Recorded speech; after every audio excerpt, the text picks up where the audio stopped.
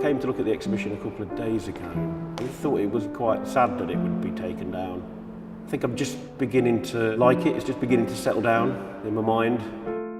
But that's normally how I experience life, that I just get into the party 10 minutes before closing time, and then I'm faced with regret that I didn't get on with it a little bit earlier. But when it gets taken down on Monday, it gets put in a box and then it goes on tour. A little bit like Rod Stewart touring the Britain, which is quite nice really. That it goes in a box and then reappears in the Lake District or Southampton or wherever. Without me. I mean, I could drop dead and it would still go on.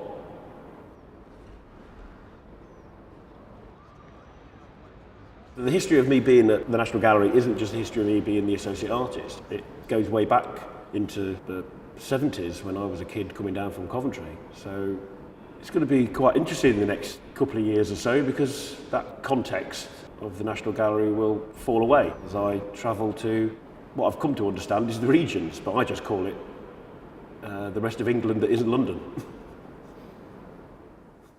George Shaw is a painter.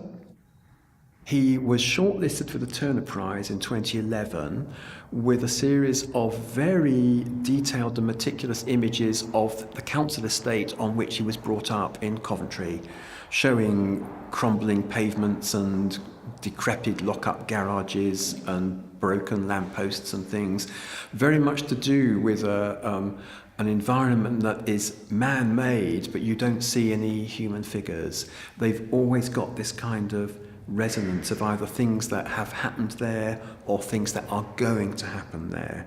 They are narrative landscapes, but painted in a very contemporary mode.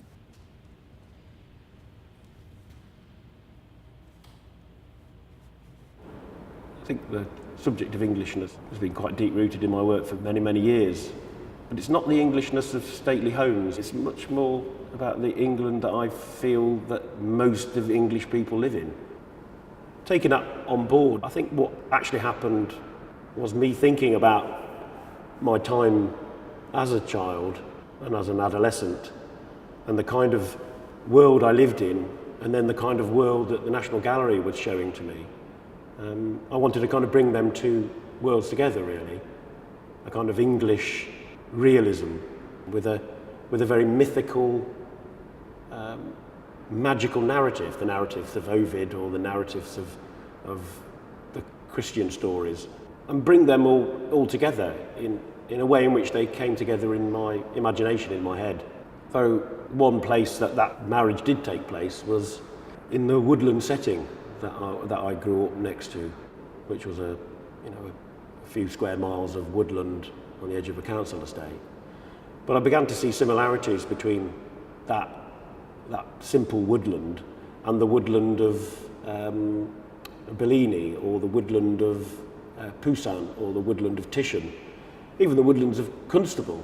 They seem to be where people lost themselves and found themselves. It's where rituals of life were acted out, very far away from the home and far away from civilization, but not too far that you couldn't feel its effects. And that's what I began to explore.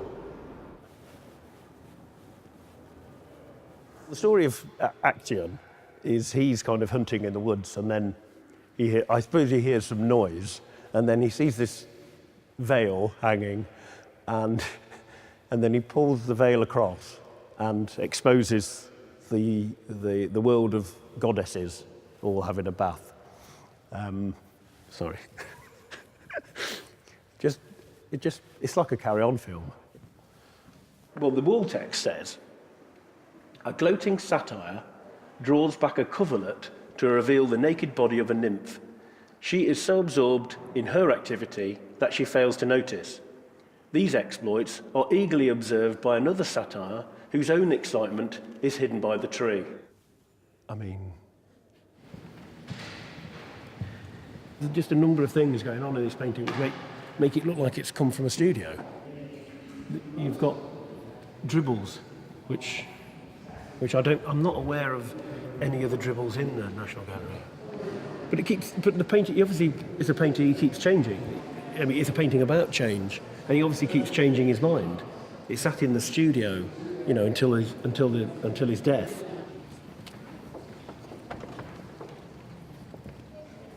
my own paintings, which don't have any people in them, have become recently paintings, even looking back at work I've done a long time ago, of paintings of ghosts, that there are people, they're actually people, and not people in the paintings, but the absence of people is a description of something like a ghost, or something that's gone and continues, or its effects continues to haunt a place, which is something which I suppose is what art does. It's what artists leave behind, and the whole of the National Gallery then becomes a haunted, it's like a haunted graveyard, really.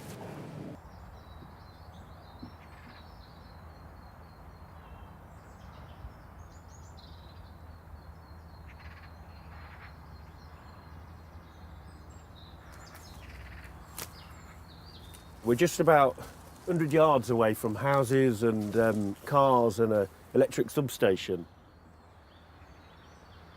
It doesn't take much for people to kind of experience that otherworldliness. You know, they just come straight in, park the car, do whatever they need to do. I mean, what has gone on in here? Takeaway containers, soft drink cans, beer cans, crisp packets, condoms. I mean, what's in that tarpaulin on the floor? God knows. And this is a place I don't know. I've never been here before in my life. And it looks just like the place I grew up in. It's a transgressive thing. People have come here for their first fag, and then they transgress into, 20 fags. It's where they have their first drink. It's where they have their first experience of how difficult opening a condom is. Thought there might have been things written on the trees, but there isn't. Sometimes you get things written on trees, which I quite like. It's a great labyrinthine thing to kind of, you would want as a kid, you would be in there, wouldn't you? You know, it's crying out to be somewhere where you would sit in your own little world. I remember really early on having a walk in the woods with my dad and, this is a tree and look at the squirrel, and then you just think, oh, there's a bit of penthouse blowing past. And Dad kind of go, well, don't bother with that. Come over here and look, there's a foxglove growing.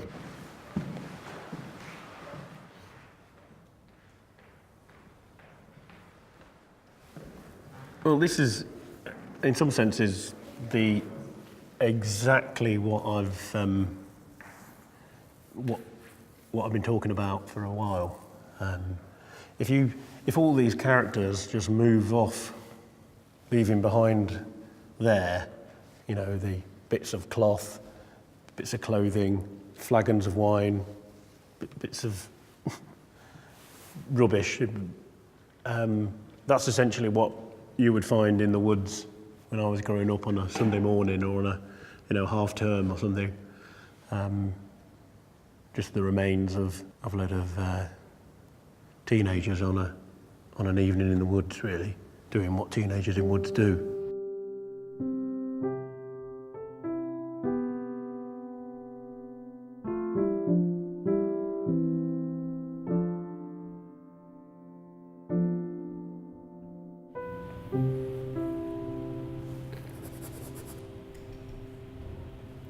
Right, well, that's just happened. It's dribbled down. I mean, the background here is now bleeding over that. That doesn't happen in the real world. But then now I'm thinking that looks like the dribble in the Titian painting, and it's happened by accident. I'm not making it look like an expressive thing. Like, oh, I need a dribble to happen in that particular part. I have a man actually painting a door at home on the windows, and if he left a dribble on, I would go apeshit. So why do I feel that I have to leave it in? Why is it even a conversation? What a privileged position I am to spend 15 minutes of my life thinking about that. I've got nothing else better to do than consider this tiny little 6-inch square of canvas with a dribble on it. Still talking about it now. But I still don't know what to do. I quite like the dribble. Why do I like dribbles? What's wrong with me? I need to see a doctor. Well, there's more chips forming. Oh no! See, I was looking at the one dribble. I forgot. It's like Zulu. They're all coming. Have I made you lot think about it now? Can I leave it and think about it later?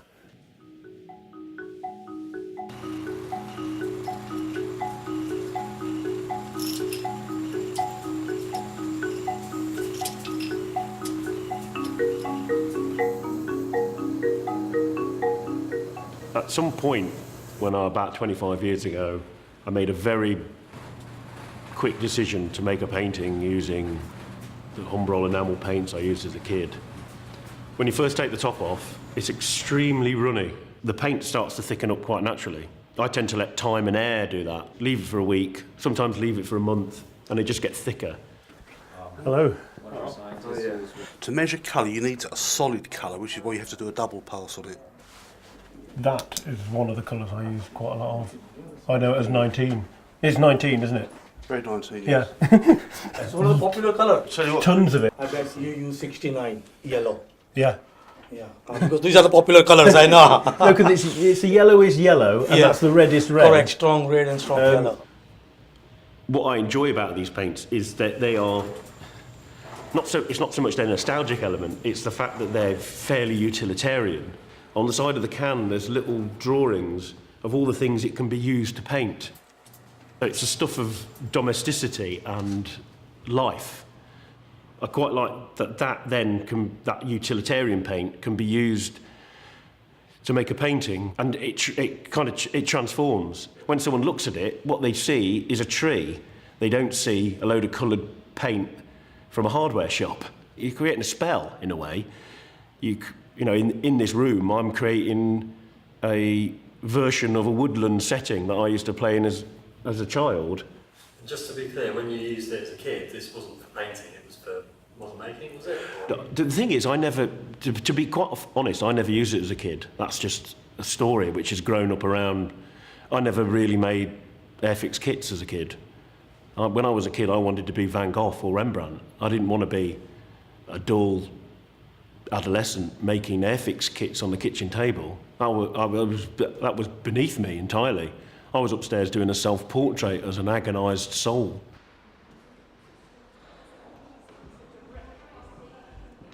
The origin of the work wasn't the National Gallery. The origin of the work is my own personal autobiography.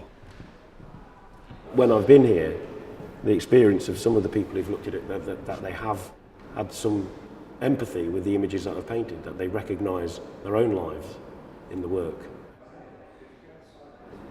So it will be quite interesting on Monday when they take the exhibition down to see these images actually begin a journey which is the reverse of the journey I took from the Midlands to the National Gallery. It will leave the National Gallery and travel to several places through the English countryside. It'll be interesting for me to see how that work stands up without the framework of the National Gallery to support it. So it's a little bit like a dandelion clock exploding, and those little bits just fluff off and then set seed somewhere else. Hopefully, within the imagination of people who will look at it, some people who have not been to the National Gallery or been to London, and it just sets a seed of something, like it did with me when I was younger.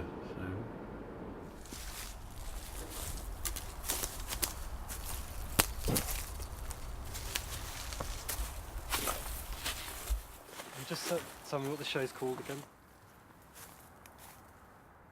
Well, I suppose. Well, the show's called My Back to Nature. I mean, there's the idea that if the woodlands and things like that are your subject matter, that you're returning to a pastoral idyll, that you're going to go and discover yourself. And I find that I find it a load of old baloney, really. You generally just you don't find yourself, you lose yourself in nature. I think that's what happens. And I have my back to nature all the time. I'm looking at books, I'm looking at films, I'm looking at paintings. My back is to the natural world all the time. In a gallery has its back to the natural world. You don't go in to a gallery to see the world. You step out of the world into a gallery. I find a painting of a tree much more exciting than a tree, which is quite curious. But I might change as I get older. Maybe I just need to spend less time with paintings and more time with trees.